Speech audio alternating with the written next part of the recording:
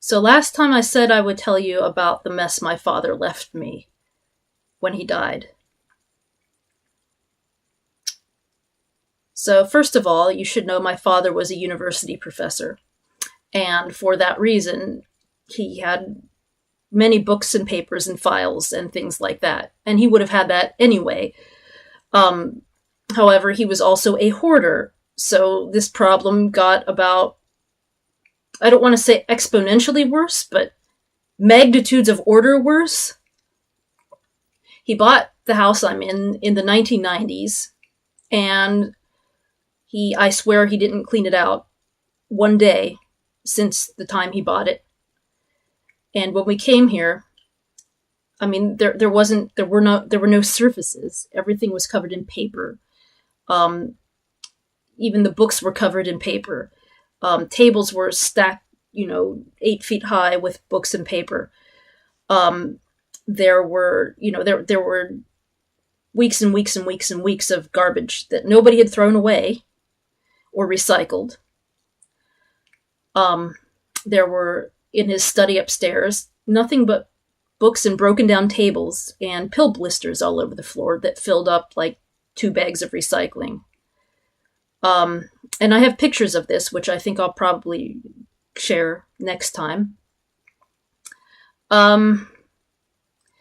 Yeah. And junk. Lots of old junk. For want of a better word, junk. Like soap that was so old it had gone moldy. Half-used bottles of shampoo. Old film canisters, like 300 of them, because he might need them later. Old baby stuff. He doesn't even have a baby. Well, we'll talk about that.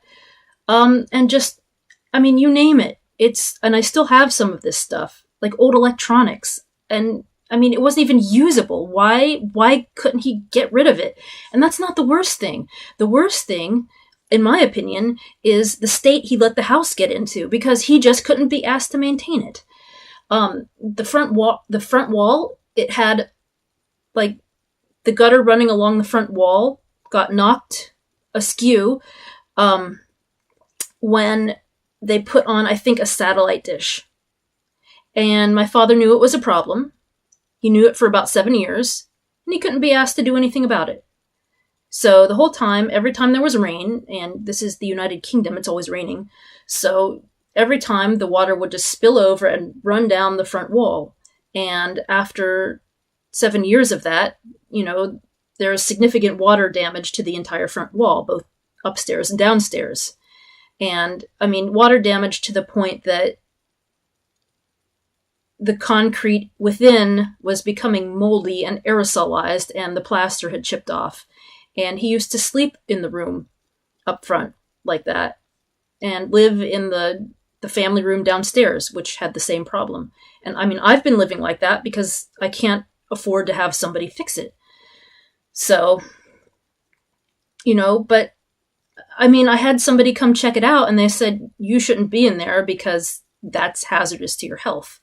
So, that's one of the things. The kitchen and, the bathroom. Let's start there.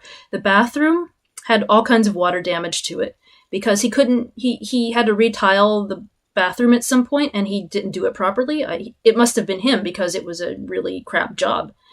And the water got through. So at one point I was hacking off the tiles, and beneath the rotten remains of the wall boards, roots. There were roots growing in the walls, and it seeped all the way through to the kitchen, and there was dry rot on the floorboards and the joists beneath. So, who has to fix that now? Him or me? Well, I have to fix it.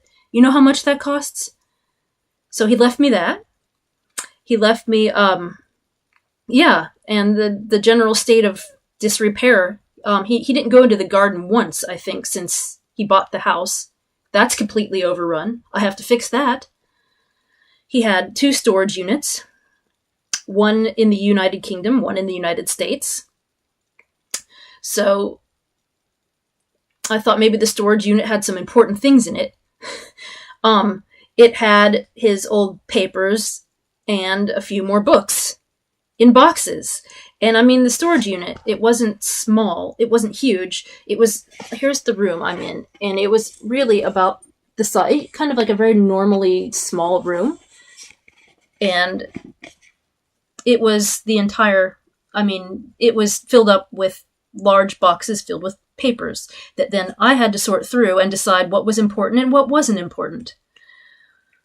So I did that here, and then I went to the United States and did that there, and it took a month each time, and I had to hire a truck to move these boxes because I was spending £500 a month maintaining them. I had to hire a truck, and we had to take them home and sort through them. And, it was all junk. It was all recycling. And I mean, I've been throwing away 20 to 30 bags of recycling and sometimes rubbish every single week since I'd moved in. So, I mean, and this took place over about the course of a year. So, I mean, this was not an insignificant task.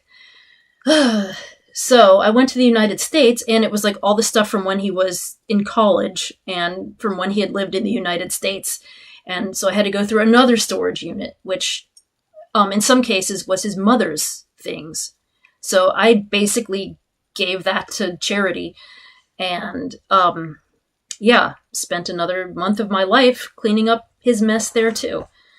So that was about the size of it. It took me, there are still problems because there have been things I could throw away and things I need a junk collector to take for me. So I'm going to be hiring a dumpster and just have them take it. But I haven't been able to afford that until just recently. So I've been living this shambolic life for the last 2 years because of my father. And not to slam him, but I'm really upset about the mess he left me, especially because of the family mess he left me. And I've been rambling on for 7 minutes about the heinous state of his estate. Well, I'm going to tell you more later in just a second.